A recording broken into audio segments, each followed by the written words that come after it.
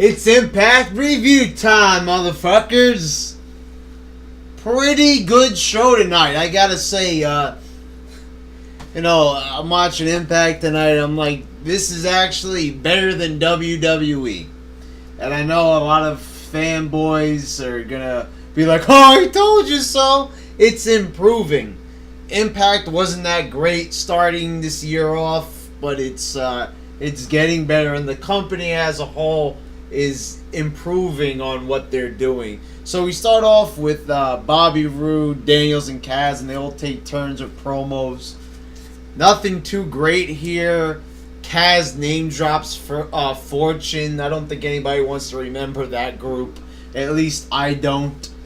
AJ comes out and Daniels calls him a loser. They start to brawl.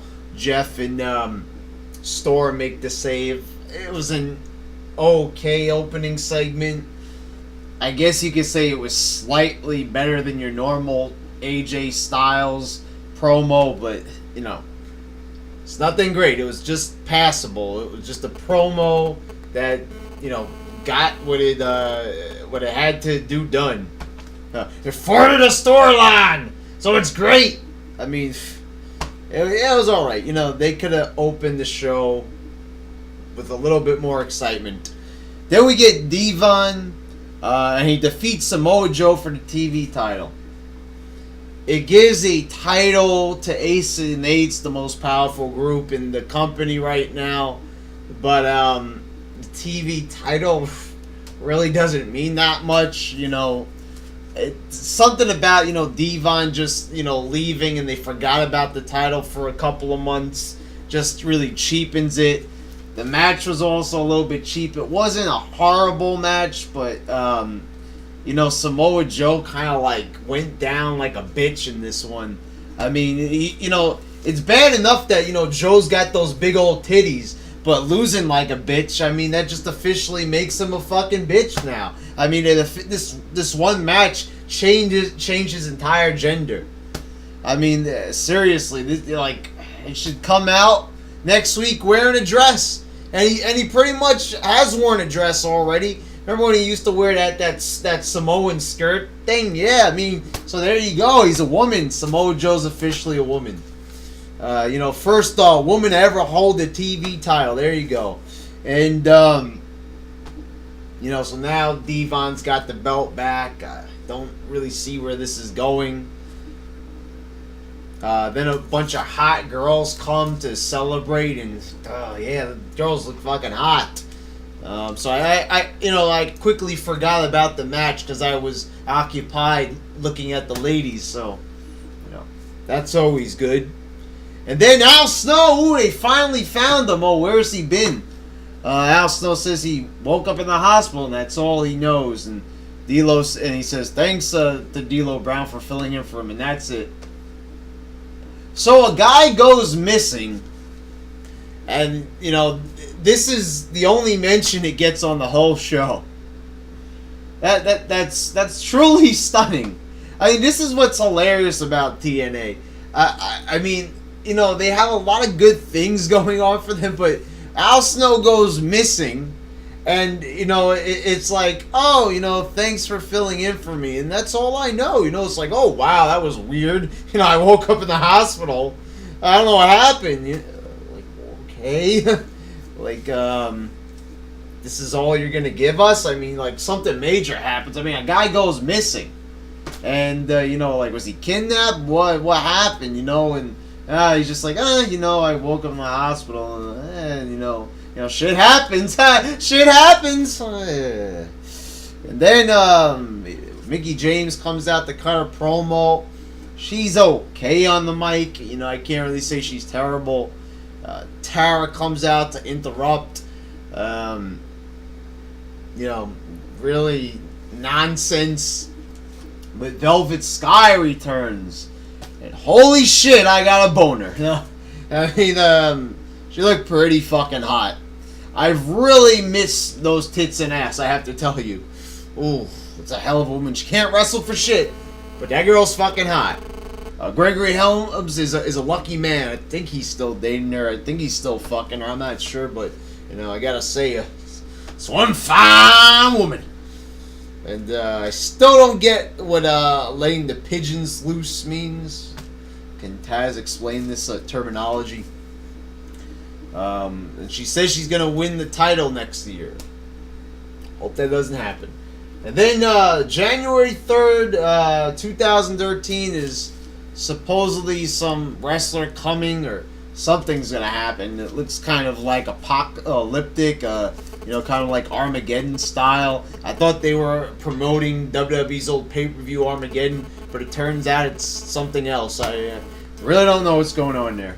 Then we get Chavo and Hernandez defeating Robbie E and Robbie T. Match wasn't that good. It wasn't horrible, but there was really nothing happening in this one.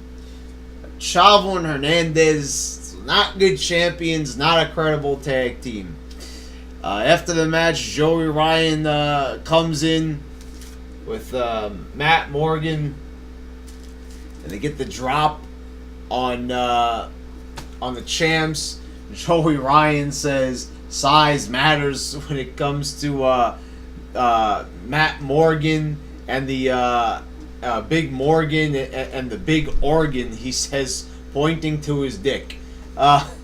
This guy is pretty hilarious, I have to say. This is like a good heel. Like, you look at him and his hairy chest and his mustache, and you want to hate him, but at the same time, you want to love him. I mean, it's a good character, and God, let me tell you something. TNA does not put the tag belts on them this Sunday. They are officially retarded. This is a great way. It's a great opportunity. Matt Morgan sucks. Joey Ryan rules. I wouldn't say he rules just yet, but, he's definitely an intriguing character. And putting the tag title belts on them would be the first step to bringing them to another level. I'm more concerned for Joey Ryan's sake. Matt Morgan can kiss my fucking ass. And then we get Ace and Nate's backstage. They're celebrating. Devon's practically motorboating a girl in the back. They're hinting at sexual intercourse. And then what surprised me is then the leader of Ace and Nate's, they are about to throw a dart, but they said, nah, we already got paid. They say money talks and bullshit walks. And they actually said bullshit. So pushing that TV-14 language envelope right there. I mean, I didn't even know they were allowed to say that on Impact, but apparently they did. No bleep, no nothing. So I gotta say, that was pretty cool. I mean, here we are. We're like, this is what WWE used to have. I mean, girls with amazing cleavage and foul language, and just very sexual kind of sleazy type of backstage segment here. I loved it. It reminded me that this is what wrestling was supposed to be about. This was very Attitude Era-ish style, and I enjoyed it. And then we had Kurt Angle wrestling Doc, and this matchup was I liked it actually. I thought it was pretty good. Kurt Angle, trying to get Doc down every which way he could to slap on that ankle lock. It was good. I mean, they actually worked pretty well together. I mean, Luke Gallows is pretty good. He's pretty nimble for a big man. And, for this being their first encounter on TV, they worked pretty well together. I enjoyed the match. A cheap little finish there, with the run-in, but, it was alright. Enjoyable match. Then we get the Jobbers, Bischoff, and what the fuck is his name? Wes Briscoe come in. And they're gonna have a tag match at the pay-per-view. It's an angle match, but I'm not excited about those jobbers being a part of it. We'll see how it turns out. Turning Point was good, so I ain't gonna knock Final Resolution. It might impress me. We'll see what happens. Then we get Kenny King defeating Kid Cash and Zema Ion in a really cool three-way match. So now he's a #1 contender. Put the title on King at the pay-per-view. Please, fucking please get the belt off of washed up RVD already. RVD's time is over. He's slow. He is slowed down. I know his match was okay last week, but that's because he was wrestling Aries. He can't keep this shit up forever. Former world champion wearing the X Division championship just looks fucking foolish. Put the belt on King, and there you go. You've got a new star that could rise to the top. Very, very good match. A lot of high spots. It was a spot fest without it being like too out of control. I mean, everything flowed pretty well. I enjoyed this match. Another very enjoyable match here. Then we get a segment with Hogan, Aries, and Bully Ray, and this was a little bit boring. I wasn't really entertained with this. It was, like a lot of overacting here. Bully Ray refusing to leave the ring. Hogan saying, "Leave my ring, brother. Leave it." Getting sick of Hogan's, interactions on the show here. He wants the match really badly with the Aries. This match is so important. We've already seen it, and I don't know. They made a big fucking deal about this match, and I don't know if there's any people who really want to see this match again. I think that there's better things they could be doing with Aries at the moment. They could have had an RVD Aries rematch at the pay-per-view. But instead they're going to side with this match. So he gets his match, and Brooke Hogan accidentally calls him Mark, and this is supposedly really controversial. But it's boring, it's stupid, it's not good, it's very cheesy. Then we get our main event. It's Jeff Hardy, James Storm, and AJ Styles, and they defeat Daniels, Kaz, and Bobby Roode. And this matchup was kind of boring in the opening minutes, but then the last 5 minutes were spot on. I mean, you had a lot of action going on. Pretty good stuff. I really enjoyed it. Jeff Hardy gets the win on Kaz with the twist of fate. Obviously Kaz is gonna lose here because he don't have a match at the pay-per-view.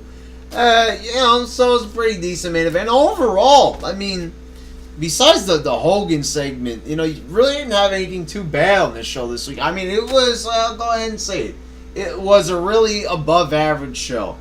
I like the X Division stuff. I like how they're getting, more of the X Division shit, back on track. A Kenny King title run, if managed well, that's key terms right there. He could become a really big star with the company.